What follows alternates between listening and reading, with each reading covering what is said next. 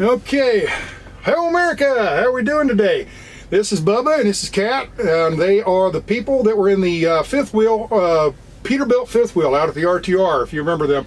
It's this video number, I'll put it right up here, okay? I can't remember the number, but anyway, I'll put the video up there so you can go back and watch the interview we did back at the RTR. That interview was mostly about the Peterbilt and how you registered it and how you permitted it and who could drive it, you know, Class A CDL or a Class C driver's license or whatever. Yeah. So that's what that video is mostly about. You can go back and watch that. I'm coming across here in, where are we at? Hardin, Montana. Montana. We're in Montana. I'm heading out to Oregon, and they saw that I was heading this way, and they says, hey, we're in Montana. If you're coming by, stop by and say hey. So sure, let's do it. So in the previous video, I explained why I came this route and everything. Well, this is why. It's only 50 miles out of route, and I thought it's worth it. So we got to talking a little bit here. I've been here for hours too, something like this. We were talking, what can we make a video about this time?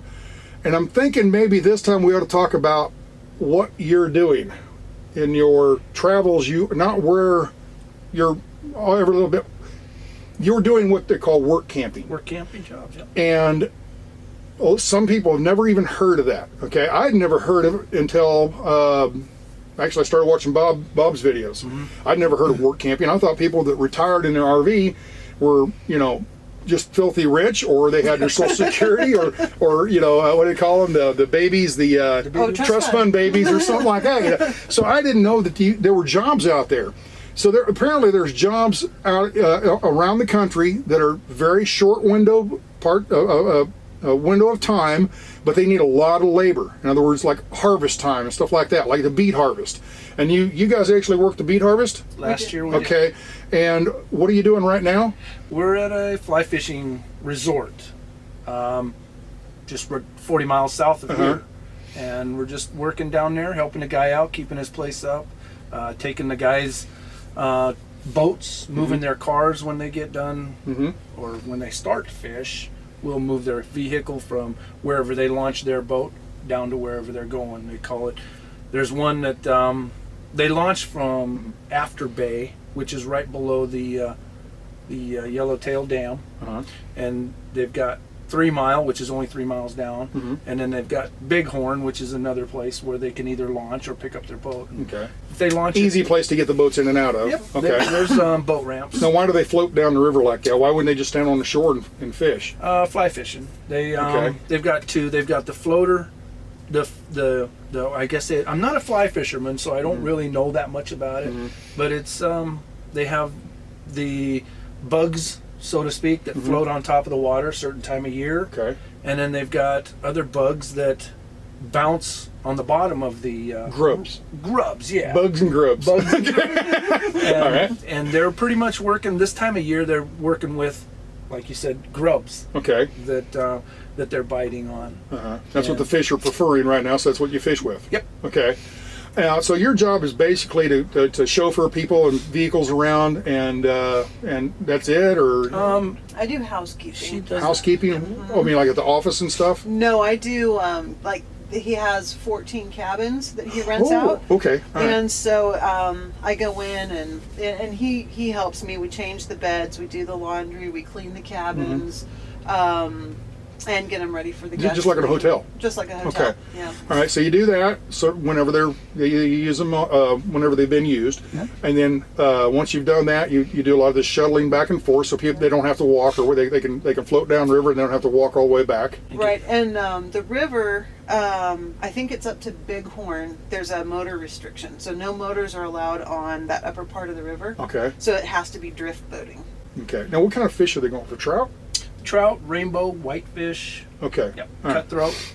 Okay. Yep. All right. So you got this is the job you've got right now, and is it paid by the hour or by the season, or how could you maybe not get into the details of how much money you make, but just so they have an idea. Right. And so this is one, different camps do it differently depending on how many hours you work.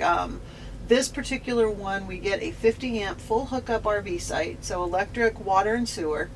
That's included. That's part of our deal. Okay. So we do not pay for an RV site. Okay, you get to park all summer for free. Right. Okay. And then we get paid for every single hour we work. Okay. And then if we work overtime, we get paid time and a half for overtime. Okay. So this one is set up where we get paid for every hour we work. Okay. The one we did in Michigan last summer, same thing. Mackinac Bridge area? Yeah. Okay. Yeah, they've got videos. Go to their channel, and they've got good videos about that. Kind of explain a little bit, not super detailed, but they do kind of show you what they did that year. They went. What's that island you went to? Mackinac Island. They went to Mackinac Island, which there's no cars on that island. That's pretty cool, and you really like that. He didn't seem 2 and 3. He wasn't over. It's a freaking horse. Who cares? Exactly. You know? But that's what their channel's about. Their travels. Okay. I'm gonna mention this right here. I'll put it right up here on top of the screen. Their channel is Tipsy Marlin Travels. Okay. Could you explain that real quick? Where'd you get that? Why do we have a drunk fish? We at some point we wanna take however long it takes, 2 years, 3 years, 5 years, whatever, and really feel like we've seen North America in the RV. Mm-hmm. Then we want to transition to a boat. This is at least the plan right now. Mm-hmm. The goal: transition to a boat and go see the rest of the world. And we got talking about it, and we came up with a cool boat name would be the Tipsy Marlin. Okay. And everything just kind of grew out of that. Okay. And then when we decided to do the YouTube channel, we thought, well, we want something that'll be representative it'll of carry what on. we do, but Yeah. we don't have to go through and change everything. Right. It'll carry on. Yeah. Yeah. So that's why people ask me why I didn't say truckers channel blah blah blah. I did Sasnak because Sasnak could do anything. It could be trucking. It could be RVing. It could be naked dancing in the alley. I don't know. It could be anything, right? You'll get more views that way. Yeah, doubt it. Nah, I doubt it. Well, but anyway, it's planning ahead, I guess. You're talking about traveling in a boat, gone with the winds? Sort of, something like that. Around the world? Around the world. There you go. Yeah. They got gumption. Is that the right word? They got Crazy, I don't know, whatever you want to use. Yeah, there you go. But I really like watching Gone with the Winds. I think, man, they make great videos. I don't think I would enjoy living on a boat, though. I don't know. It's just me. I'd like to be able to get out and walk around, and a boat, you feel like you're almost trapped, I think. Well, we could take you to the Bahamas. See how Oh, you like that. yeah. I'd fly down to the Bahamas, get on the boat. No. Florida to Bahama. That's Yeah. I've never been. That's why I didn't join the Navy. I never wanted to get. I didn't want to be shark food. But anyway, so that's the plan. Okay. But for now, you're driving around in this fifth wheel RV, which is on the previous video, and you're pulling it with a Peterbilt, which is on the previous video, and you're financing it through these work camping. Okay, what was the first work camping you did? The first work camping we did was Michigan last summer. The Mackinac Bridge. Now, what was that? So that was, we were what they call camp hosts, and I was doing something a little different. I worked in the office part-time, so taking reservations, checking people in, that type Answering of thing. Answering the phone. Yep. And then in the evenings, I was campground security. So Okay. I'd drive around a golf cart, and if they had the loud noise or whatever, they'd send me out to go and take care of it. And then he was doing maintenance there. Yard work, running equipment, whatever. Emptying trash cans, Yep. that kind of stuff, right? Okay. Is that pretty nasty, kind of thing? Is you feel like you're a sanitation worker in New York City? No. Or is it just a couple of trash bags and you're done? Yeah, just picking up trash. Not here a big and deal. Not a big deal at all. All right. You want to do something nasty, go into housekeeping. Yes, that's nasty. I will never. People in hotels or Oh, Yeah. we knew what it was going in. We'd never done housekeeping before. We knew what it was going in, so I will not complain about it, and we'll do our obligation there because we agreed to that. I will never do it again, though. You don't realize, and okay, if anybody has watched our channel and has watched our first video on how we became RVers, you'll know I was a cop for 22 years. Yeah. It takes a lot for me to be grossed out by something. Okay, they gross me out on a daily basis. Oh, okay. Yeah, I don't even want to imagine. So anyway, but yeah. Here's what you can or not, but like Okay. yesterday, every bathroom I went into, I thought I was thrown back into an episode of Star Trek because every bathroom had Klingons in it. Yes, and it's terrible. It's when you're on your knees in front of that toilet cleaning it by hand. Like, are you kidding me?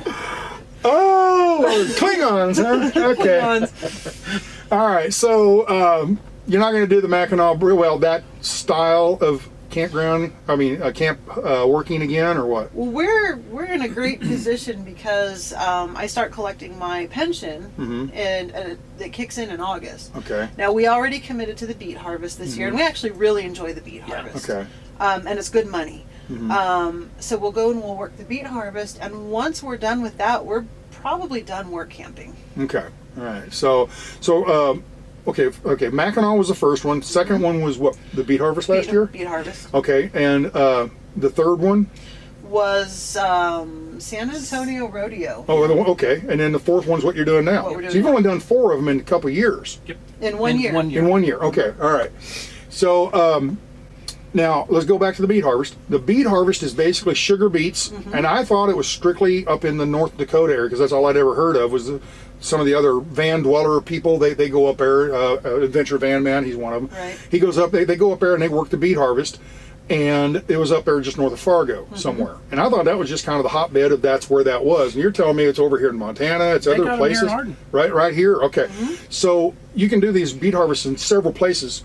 Northern states though, you're not in Mississippi. It's all up in the north for the most part, right? Yeah. Idaho, Montana, North and South Wyoming. Dakota.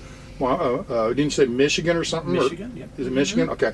So there are places around. Now what do you do? I mean, they pull it beet out of the ground. It's like digging up potatoes or something, right? What do you do?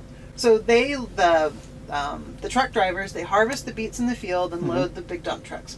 Dump trucks bring the beets into a piling facility where they store them over the winter until they're ready to take to the sugar plant and process them. Okay. So we run the piler at the piling facility. Okay. That's a it's- conveyor belt kind of thing, right? Okay. The trucks You come just in. move when you tell the truck to stop here. You position your thing, open the gates, it falls in, goes up the conveyor belt. When that pile gets high enough, you move it down to make another pile and another pile and another pile. Just Yeah. keep adding on. Yeah. So that's what you do. Okay.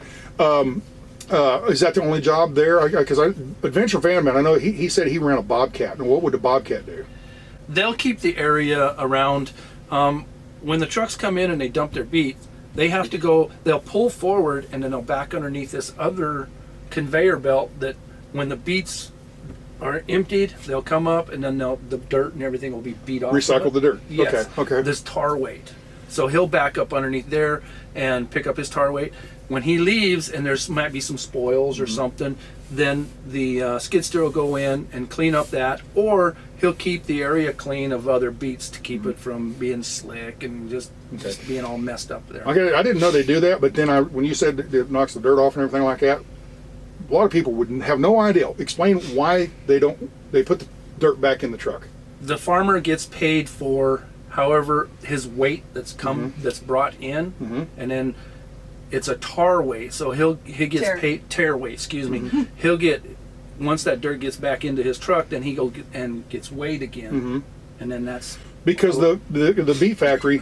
They only want to pay for the weight of the beets. Exactly. They don't want to pay for a dirt clod. They don't want to pay for that. Just like if you're recycling aluminum cans, if they're nice and clean, fine. If they're dirty, like in mud or whatever, they won't want to give you the full price because they're buying dirt. They don't want to buy the dirt. copper wiring. Right, exactly. So they only want to pay for so that's what this cycling thing does, is puts the dirt back on the truck. They go out and weigh it with the dirt clods back on there, so that the beet factory only pays for the beets themselves for the most part, as close as they can get. Yep. So anyway, that's what you did at the beet harvest, and the Bobcat is cleaning up the area. Yeah, just basically, it's a janitor with a Bobcat. Okay, so that's another job. What other kind of jobs would they have?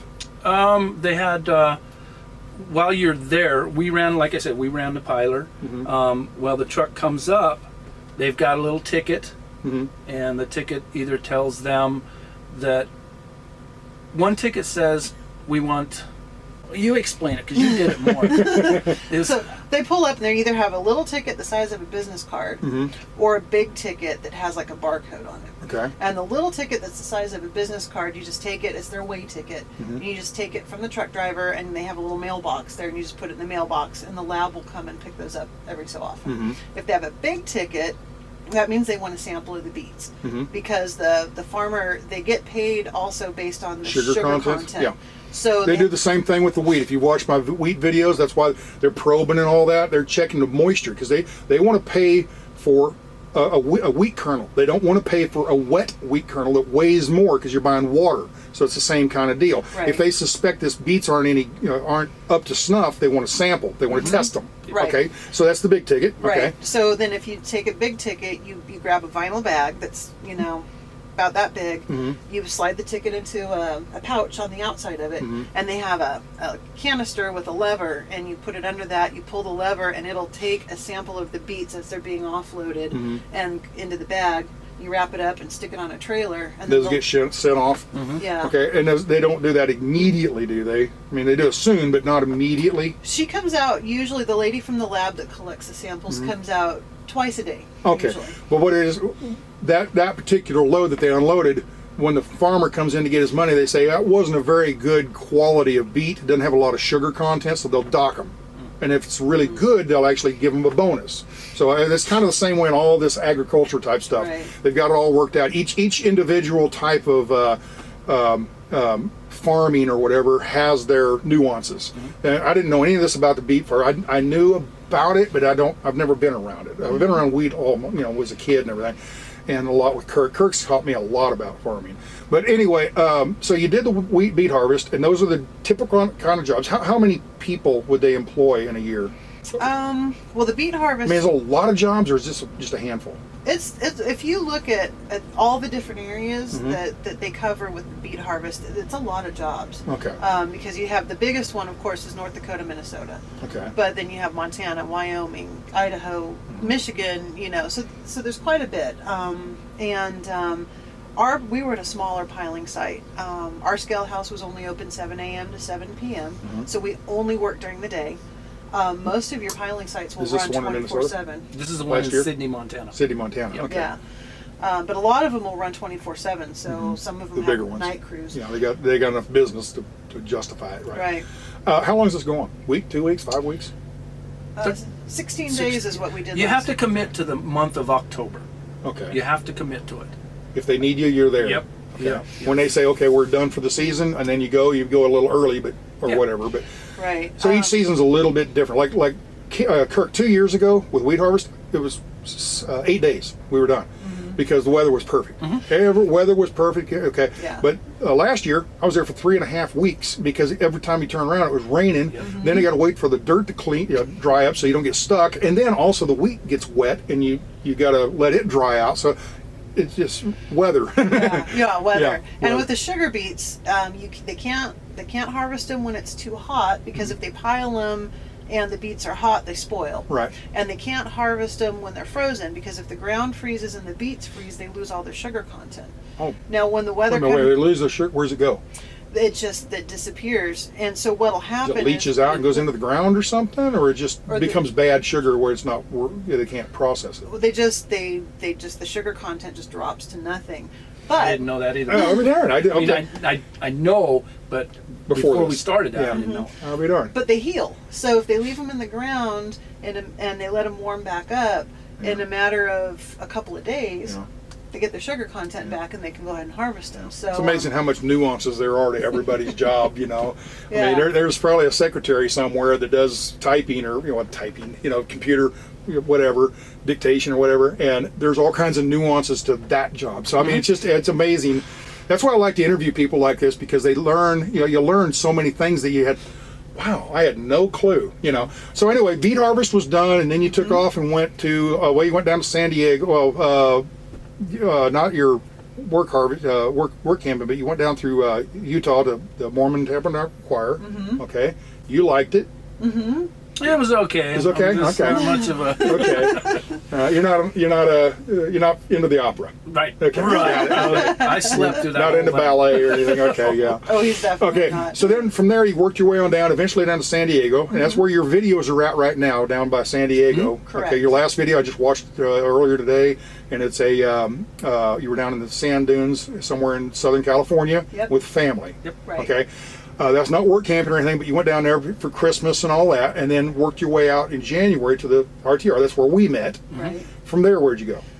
We worked our way through New Mexico and over to Texas to San Antonio, which was our next work camping job. Okay, and what did you do there? We hauled beer. Cool. Cool. Can I come next year? You haul it, I'll drink it. There you go. Wait, anyway, hauled beer. What's that? What do you mean? So so it was the San Antonio Stock Show and Rodeo, and basically we worked for the Aramark Corporation, and they owned a bunch of like vending carts or whatever, beer gardens, whatever. Beer gardens, okay. And hot dog stands, that kind of stuff. Yeah. Or barbecue stands or whatever, that kind of stuff to feed the people that are at the event. Right. Mostly beer. Mostly beer. Yeah. Okay. Yeah, we went through a lot of beer. Okay. So we sat in a warehouse full of beer, basically, and a few other things, soda, water. But when they started getting low, they'd call us and say, hey, we need, 20 cases of Bud Light and, 10 cases of Dos Equis or whatever. And we just loaded all Take it to up. beer garden number 3. Yep. Exactly. How on a pickup or something? And a little golf cart or a hand cart. So you Okay. couldn't. Once the stock show opened and there were people in the venue, you couldn't drive anything motorized. Okay. So you drive it Because on. you might run over them or something. Exactly. Yeah, liability, right? Okay. So you drive it to however close you could get on the golf cart, and then take a hand truck off, load it on that, and then just push it in. And Okay. Take it in, drop it off. They sign. We got 28 cases of something all together. Blah blah blah. And then you leave. Take your ticket with you, and that way you keep inventory straight and everything. Right. And then who brought the beer to that warehouse? The beer vendors. Yeah. Budweiser and Coors Yes, and all that. exactly. Okay, they'd show up in the morning, unload cases and pallets of beer Pallets. and pallets of kegs and stuff like that. They'd unload it, and then you'd inventory it, that kind of stuff. Or did somebody else inventory? We didn't start until around 3:00 in the afternoon. Okay. The people that The morning. the crew? more experienced people, they got to be there during the morning time. I can't believe you're not an experienced beer Right, handler. I'm not a drinker. I bet you're a really experienced beer handler, aren't you? Yeah. So- So they got pretty much the cush job. Okay. Because the afternoon is when everybody started showing up, and That's when the events are. Yeah, that's when the Exactly. people are there. and then that's when they wanted their laborers, their beer runners, to do most of the Okay. labor work. All right, Yeah. now, okay. if it tells you anything, Bud Light just went ahead and left a loaded truck sitting in the parking Pretty lot. much it. There you go. And then we got paid by the hour, but it wasn't one of the better paying work camping jobs. It's one that you go and you do for the experience because you want to be at the stock show and you want to. If you want to go to the stock show anyway, you might as well Right. make a little bit of money while you're there because you have days off, right? You do, yeah. On those days off, you can go check the rodeo or a concert or something like that, or go look at the cows with the little ball on their tail. Right. Yeah. Yeah. And the nice thing If you don't know what that means, people, you ain't into cattle. Anyway, we're coming up on our work camping, our San Antonio one, and everybody will find out about a sport called goat touching. okay. It's an actual event.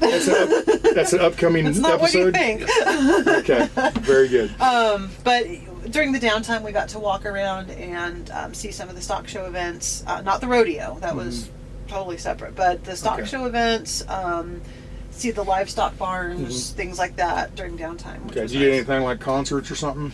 No, they George had- Strait concert or something like that? Oh, they had some great concerts, but they were all in the AT&T arena, which was where the rodeo was, and so We weren't allowed.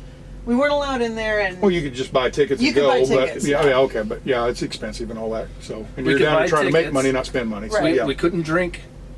because you might get pulled into work with me or something. Or No, they had some kind of rule that it was weird. if you wanted to it was come weird. back and go to the rodeo and buy a ticket and go to the concert or the rodeo after your work shift, if you worked that day, you were not allowed to consume alcohol at the event that you paid to go to afterwards.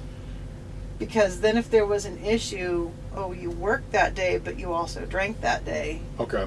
All right. Yeah. So if you, let's say, with the golf cart, run over somebody's toe, okay, totally sober, but then 8 hours later you go to the concert and you drink, and they go, hey, let's pull you in for a drug test or a alcohol test or whatever, and they say, oh, you've been drinking. They can say you were drinking on the job. Right. So I lawyers. So okay. Well, anyway, so San Antonio, it was an experience, but you're not going to go back. Correct. Right. Okay, so from there you came up to where you're at now, which is the Fly fishing. fly fishing resort, You liking it? Good? Love it. Yeah. Love it? Okay. Love For it. one, you're up in your home state, Home and it's that And- spring in Montana. Yeah. And the guy we're working for is absolutely Top shelf guy. Oh, he's Okay. He's super, yeah. awesome. Okay. How many?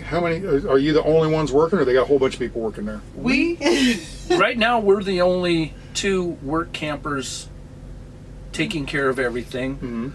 We do have guides there, which they are supposed to come in and They float down the river with the fishermen? yes, Okay. if they get Okay. if you have somebody that's never been fly fishing or they're not familiar with fly fishing on the Bighorn River, I don't know anything about it. you can hire a guide and Yeah. they'll teach you how to fly fish, and then they'll take you out on the river and take you to where the fishing is going to be better Okay. or where you're more likely to catch something. How long is this going on? we'll be there All summer? Yeah. We're obligated. We're contracted to June 30th. Uh-huh. We'll probably stay until end of July to mid-August, just kind of depending on where we feel comfortable leaving. Okay. And then we're waiting. The job has run its course and you're ready to go. Okay. Right, and then we're waiting to see if we get called for what they call pre-harvest for beet harvest, where Okay. if the farmers decide they want to start picking early, Okay. we could get called to start that early. And the beet harvest is worth doing. Yes. Oh, yes. Okay. Absolutely. So it's the gravy. It's the good one. Okay. It's the golden egg that the goose laid. It's, Okay. Yeah. All right. So in order, the beet harvest is the best. So what's the second best one? Where you at now? Yeah, I would say where we're at now, and Where you at now is probably more enjoyable, but the beet harvest was the better money. yes, Okay. Okay. And then the Mackinac Bridge would be third, and then rodeo would be last. We're kind of flip-flopped on the camp hosting at the campgrounds. For him, this is way better. Uh-huh. For me, I enjoyed the work I was doing in Michigan more. Okay. I'm not, I love the guy we're working for. He's really nice. I love the location. The camp is fantastic. So that part of it's good. I'm not really enjoying the housekeeping though. Okay. So for me, the other And you job didn't do was that better. in Michigan. No, I didn't Okay. do that in Michigan. All right. So for me, the other job was better. But the location here is fantastic. Okay, well, there's honesty here. She's letting you know. Okay, so with all this, what your next one's the beet harvest this year, and then you think that's the last one. You won't have to do it anymore because your pension will be coming through. Right. Okay. we might Do it just for fun. just for grins every year. Beer do money. Yep, Okay. exactly. Yeah. I need my beer money. Yeah. Yeah, and But don't go to San Antonio for the beer. Oh, No. it turned off again. What happened? So I would do it that way. Anyway, we're back again. Technical difficulties. right. Battery died on a camera. So anyway, where I was going to wrap this up, it's been going on quite a long time. The batteries are dying. This is too long of a video. That's a indicator right there. So you're going to do this camp hosting for another beet harvest, and then you're kind of done with it. But how do you find these jobs? Online, typically. Some of them we find word of mouth. The San Antonio Rodeo, we found word of mouth from other work campers, but they do advertise. So while you were working at a job at the beet harvest or something, somebody go, oh, hey, you got to go to San Antonio? Okay, Right. so it's word of mouth. Okay. Yeah.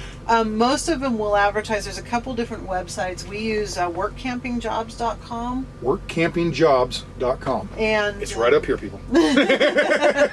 So and there's workersonwheels.com, and then there's another one called Work Camper News. Okay. It's a subscription service. It's like $40 a year, but they have all the latest, like the hotlines and stuff, for anyone who might want to go in and learn the systems at a KOA, where you could go to different KOAs.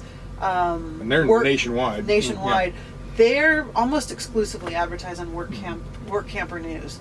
Okay. But workcampingjobs.com, and then you can filter them by if you want something that's full hookups plus pay, or if you only want full hookups because you only want to work 2 days a week and then spend the rest of your time out exploring. So Basically work just enough to pay for your lot. Exactly. Okay, or your hookup, I mean. Okay. yeah, so there's different ways you can filter it on there depending on how much you want to work. Okay. What other kind of, okay, we've got the beet harvest and the campground hosting, which is a private campground where you were at, okay, but they also do like national park campground hosting and stuff, Yeah. where you go work for the federal government, Yeah. working up in the forest somewhere at a remote campsite or whatever. or down at a nice one like at a boat ramp with all the hookups for full Class A's and stuff like that. What are some of the other work camping type jobs that you've heard of? Maybe not you haven't done, but and don't even plan on doing, but just ideas. NASCAR's got one. Who? NASCAR. Doing what? Just helping people around in like outside. Like parking and things Yeah, like that? parking, just Or- whatever they yeah. got going that they need help with. I mean, I'm sure all the cush jobs for NASCAR are taken. Well, what I was doing was a wheel fence. Yeah, Yeah, that's I used to work wheel fence there in Fort Worth.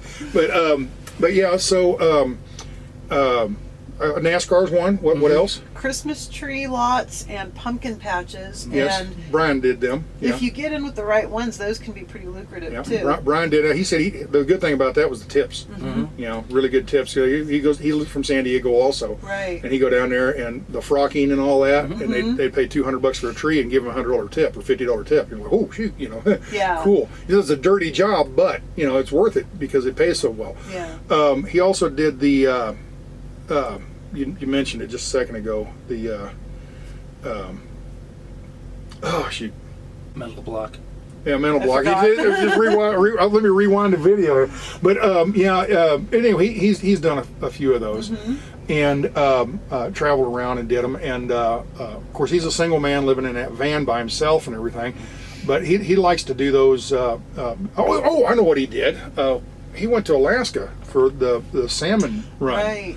And worked on a tender. You know, so this is a work camping type job. It's a summer job basically. I don't so much work camping, but he left his van in America, in Maine I think it was, yep.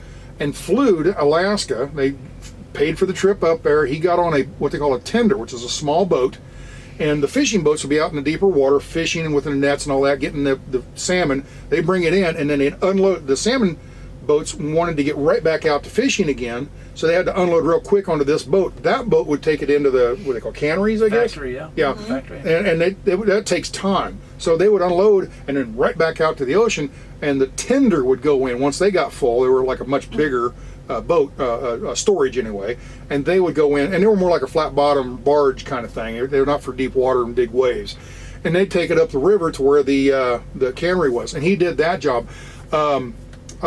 He said it was a pretty good job. I talked to him at Christmas time or at the RTR and everything. He said it was a pretty good job. He said he wasn't going to do it again. I won't say it because that was a private conversation, so I shouldn't say anything about that. But he said he wouldn't do it again. But he said it was an okay job, but one time only, and it had nothing to do with the fish. No. But anyway,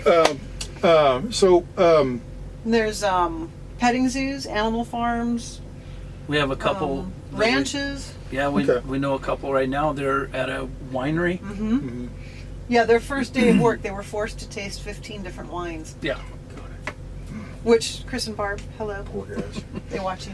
They do. All right. Well, this has been a really long video. So we just talked about what kind of things you can do, work camping and everything. Why are we in the truck? It was cold and windy outside. When I first got here, it was raining, and but yeah, if we were outside, all you'd hear is the wind noise. So that's why we got in the truck here.